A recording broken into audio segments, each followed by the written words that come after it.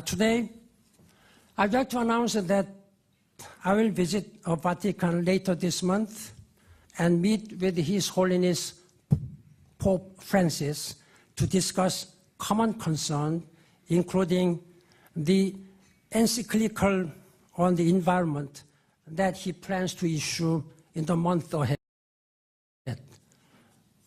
I think this will be the first time for any Secretary General to be invited by the Pope.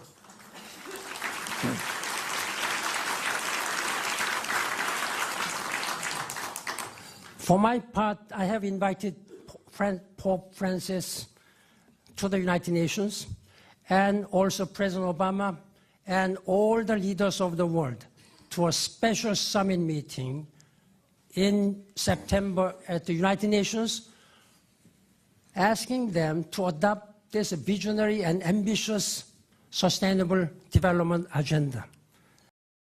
Hello again, ladies and gentlemen. Michael Matt for the Remnant Forum.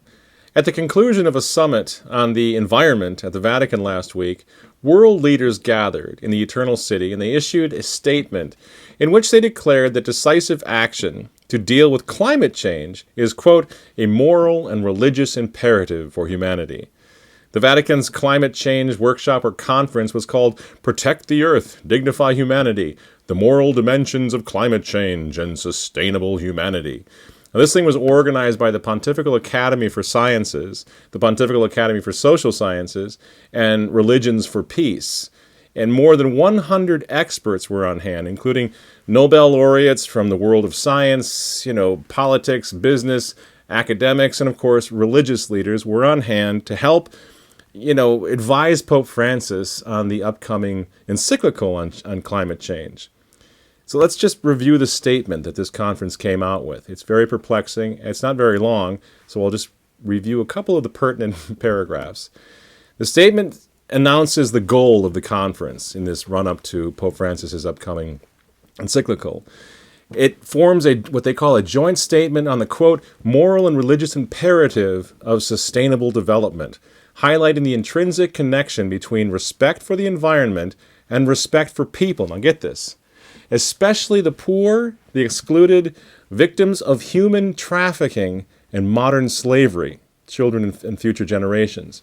We join together from many faiths and walks of life, they said, reflecting humanity's shared yearning for peace, happiness, prosperity, justice, and environmental sustainability.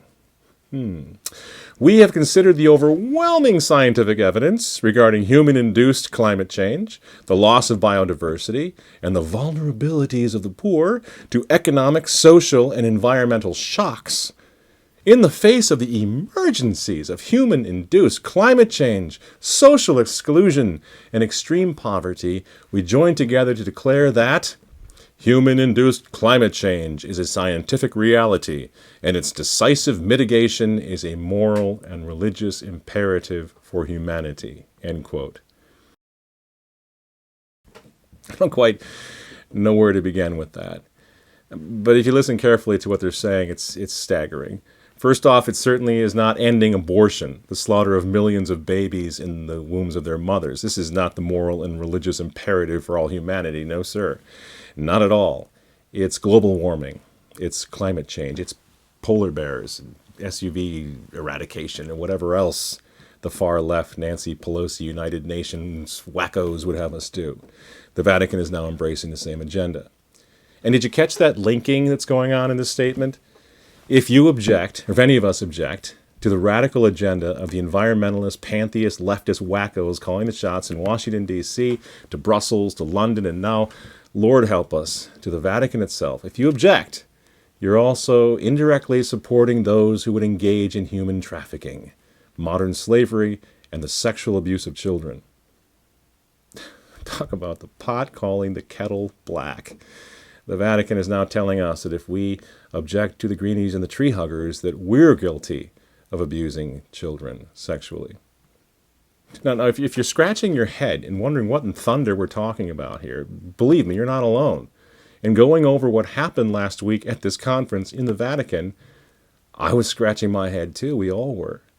And Remnant columnist and child advocate Elizabeth Yore was actually at the conference, and she gave a beautiful address to the Heartland Institute's conference, which you can read at remnantnewspaper.com. The Heartland Institute, by the way, organized sort of a competing conference, a last-minute, 11th-hour effort to try to do something to warn the Vatican off from embracing this ridiculous leftist ideology, and not only embracing it, but ultimately putting it into in the form of an encyclical, a papal encyclical, to be distributed out throughout the whole church. So Elizabeth Yore, our columnist, gave an excellent talk, as I say, and I'll give you a couple of snippets of that. She said, quote, "This declaration of an intrinsic connection, a nexus between climate change and human trafficking, is on its face preposterous, deceptive, and infinitely damaging to the plight of the victims of human trafficking around the world. This fallacious statement links a real human crisis of modern slavery with a manufactured one of climate change," end quote. Now, Elizabeth Yore also notes that human trafficking thrives in both developed and underdeveloped countries. So that's a fallacy as well. It's only where the poor people are that this is happening. She notes that its victims and perpetrators span the economic spectrum. She notes that this crime is growing for a multitude of reasons: open borders, the ease of jet travel and transportation, the instantaneous internet connection to sort of conduct this criminal enterprise, and yes, abortion and its heinous and predictable mutation, sex selection abortion. And yet, who is the Vatican consulting on this moral and religious imperative of climate change?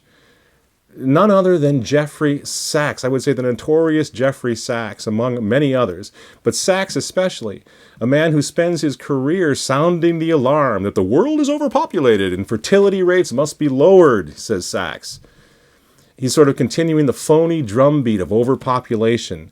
And now, with the help of the Vatican, he and his friends are adding new fear tactics of climate change and human trafficking to justify and bolster the urgency of abortion and other sterilization tools to achieve the UN's, the United Nations, Sustainable Development Goals.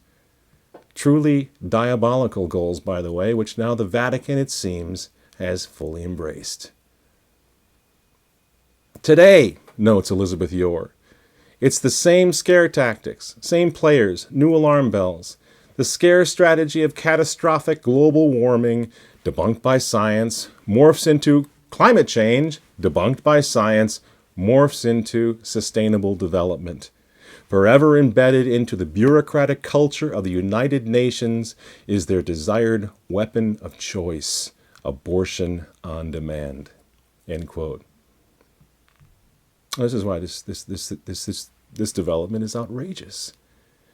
This is why it's so troubling that a papal conference, a Vatican conference, entitled Dignify Humanity, that the Vatican itself now is consulting with the Secretary General of the United Nations, a pro-abort if ever there was one, and guys like Jeffrey Sachs, pro-abort to the core, and the other pals of the insufferable Al Gore, to recommend sustainable development measures, which we all know are abortion, contraception, and sterilization to avoid the alleged climate change crisis that is coming.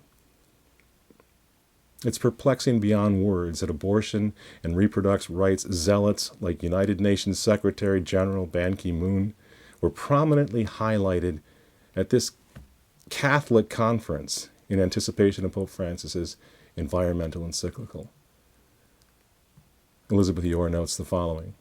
She said in her talk, she says, "As a Catholic who has worked on international human trafficking cases and in the field of child exploitation for 30 years, most recently with Oprah Winfrey in South Africa, as a Catholic, I am deeply troubled by the recommendation and policies promulgated over the last 20 years by Jeffrey Sachs and his various roles at the United Nations, his rabid advocacy of abortion and reproductive health services, and in direct contravention of the moral teachings of the Catholic Church."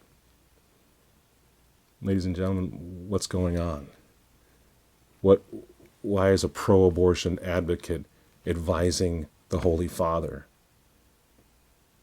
What is up with the United Nations Secretary General giving an address to cardinals and princes of the Catholic Church at the start of this summit last week, saying, quote, "If ever there were an issue that requires unity of purpose among governments, private businesses, civil society, and faith-based groups. It is climate change, end quote. The United Nations, my friends, appears to be now in bed with the Vatican, with the Catholic Church. What in heaven's name is going on? Pope Francis's encyclical, in the meantime, the encyclical on climate change, is complete and is supposedly will be released within the next month or so. So, question. When is enough of this enough? When do our neo-Catholic friends wake up to what's really going on here? If the neo-Catholics do not stand up now in the face of this outrageous conference at which pro-aborts were invited by Team Bergoglio to offer input on the next papal encyclical, if they don't object now to this, then faithful Catholics the world over, it would seem to me, have every right to lay the blame for what is coming to all of us at the feet of the enablers of this outrage, the neo-Catholic establishment, those who are numerous and powerful enough to block this, if they would just stand up and object. EWTN, please stand up and object. You have a worldwide audience. Stand up and object, Raymond Arroyo. You know better. Stand up, lead us, object. Catholic Answers, please, guys, this is not about traditionalists versus neo-Catholics anymore. This is it. Stand up and object. Michael Voris, Church Militant TV, please use your voice. Stand up and object right now while there's still time. Pope Francis is either delusional or he is completely in the hands of some really, really bad guys.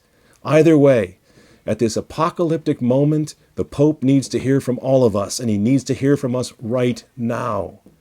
We, the faithful Catholics in the pews, the few who are still there, who haven't left the church, we object, we accuse, we have had enough, we demand answers. What is happening to our church? Why are pro-aborts advising the Pope?